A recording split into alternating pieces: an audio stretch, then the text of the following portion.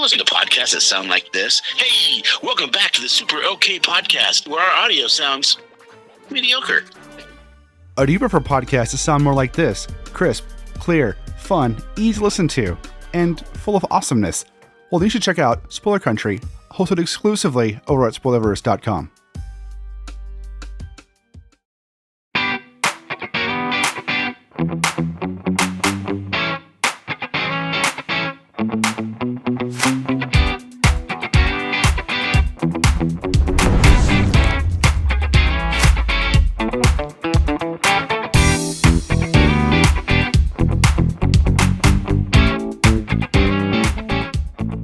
Hey, what's going on, everybody?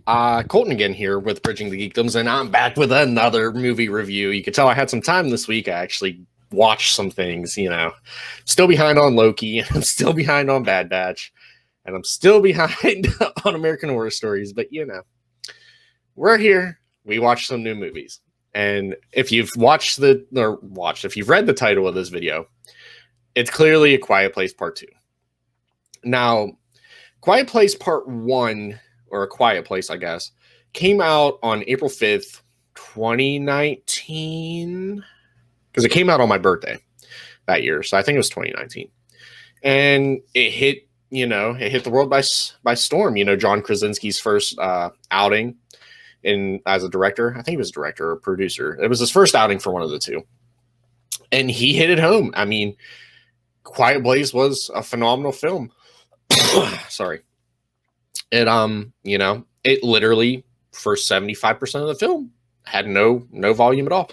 It was a completely silent film, which, out of respect to the young actress, I can't think of her name. What is it? Regan. I know Regan in the movie, but I think it's Millicent.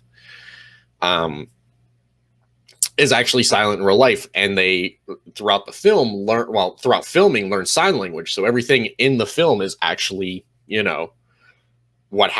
actual American Sign Language.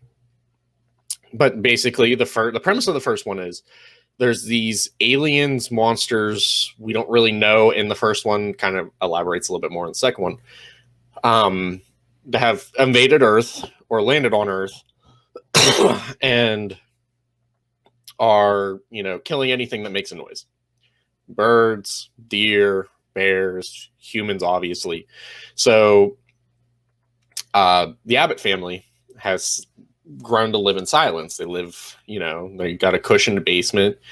They know sign language. They don't really talk. They've made sand paths, and they have a whole system of how to be quiet. And in probably the worst decision you could make in a post-apocalyptic world, what's her name? I can't remember her name. Emily Blunt gets pregnant in the middle of this because you can keep a newborn silent.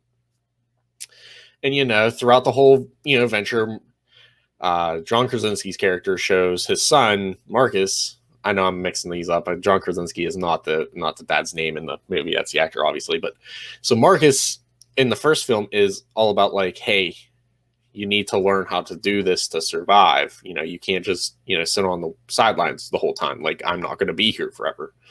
And Regan is, even though she's deaf, she's very independent in the first film. And it even portrays in the second film. But she's very independent, and she, is not letting her disability get the best of her. And she thinks her dad hates her in the whole first movie. And then, towards the end, John Krasinski sacrifices himself for his kids, and then they find out that the hearing aid he's been working on for his daughter, when close to a speaker, gives this loud feedback, and the aliens' heads open up, and that's their weak points. So there's a recap of the first one. Now, the second one picks up, I wouldn't say picks up, the first 15, 20 minutes of the film is a prequel to the first one of life before the aliens, and as they crashed Earth and as the whole thing has happened. And then we get a slight recap of at the end of the first one that immediately picks up.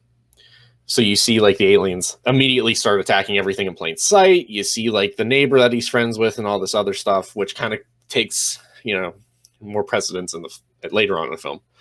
So basically, you get a nice recap, you get a nice prequel, and then we pick up almost immediately after where the first one ends. So, they're gathering up supplies, and they, Regan is I guess I should give a spoiler warning. I'll give a spoiler warning. Let me dive into how I feel about it first. This part 2, you know, I don't know. I feel like it does fit a part 2. It's not a 2, if that makes sense. Like, it is definitely a continuation of A Quiet Place 1, kind of similar to what they did with Stephen King's It part 1 and part 2, except like this part 2 is immediately after part 1.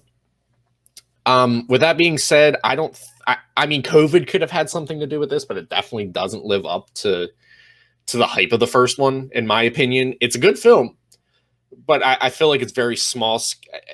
It wants to be big scale or large scaled, but it's very small scaled. And, you know, I don't feel like there's a lot of character development outside of the one new added character. Excuse me. I cannot think of his name. It's he's in the beginning of the film.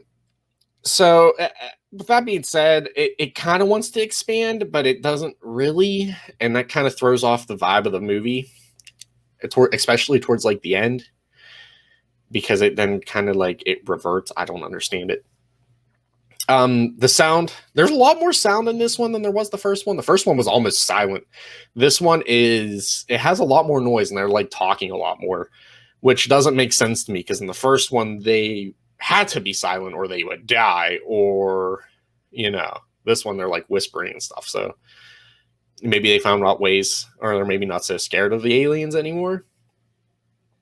I don't know. It doesn't, kind of like, it's kind of shitting on its own lore that it built up. Characters, I mean, Reagan really grows up. I mean, not like physically, but like she matures a lot in this film. She actually goes out and does her own thing for a little bit, and then she has to get saved, but she goes out and actually like kind of saves the day, quote unquote. Marcus kind of has that moment where he's the man and he has to grow up. So yeah, I mean, it was a good film, fitting of a part 2. It's definitely not a sequel. I would check it out. I mean, I watched it. I didn't mind it. It just doesn't live up to the first one. So with that being said, in 3, 2, 1, I'm going into spoilers now. I'm going to start discussing the film. So like I said, the first, it kicks off with a prequel, and then, we go to modern day, and, and then we start going on, like I said earlier. So basically, Reagan picks up where her dad, stopped, and is on like a silo trying to read the map and figure out what's going on. So they go to a fire, which is off in the distance, and it finds out that that's the guy from the beginning, and he was one of Krasinski's friends. So with that being said, he goes on, they look to him for help, and they're like, I can't. I just can't. I can't help you. So through all that, Reagan's like, whatever, I'm going to do my own thing, because they discover a radio station's playing in the background. My mic sucks. They realize that, like, hey, radio station's playing music off in the distance. So, like, she's like, hey, I'm going to go figure out where that's coming from. And, Marcus stays back and takes care of the newborn. And Emily Blunt goes out and finds supplies, because Reagan just wandered off. And the neighbor guy, or the friend, goes off to help and find Reagan. So, he eventually finds her at a train stop. She's pinned down by a monster. Well, not pinned down, but she's like, trapped by a monster. He saves her, then, they have a little back and forth. And for some reason, he agrees to go help her figure out where the radio station is. And that's her whole plot of the movie. Marcus is, handling a little situation on his own. There's a little oxygen for the baby. They go into this, like, I don't know. I would call it like, it's in like a factory. It's like an airtight thing. So, they put the baby in there, running out of oxygen, so they can't be in there for too long. But, he goes in there. Emily Blunt revisits her youngest son's grave, who died in the beginning of the first film, and, leaves her ring there, and she goes get supplies, and she's on her way back. And in all honesty, there's not much that happens in this film. It literally, how I'm describing it is how the movie flows. So, Reagan and the neighbor, they find this